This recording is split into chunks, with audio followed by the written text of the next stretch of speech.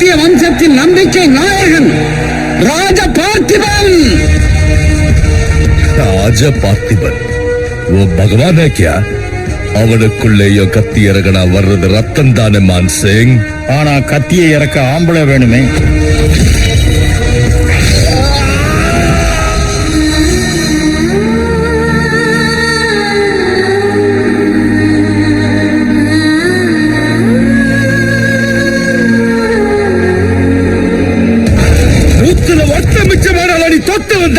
ஒருத்த மிச்சங்கும் போதே நீ தோத்துட்ட ஷேர்கான்.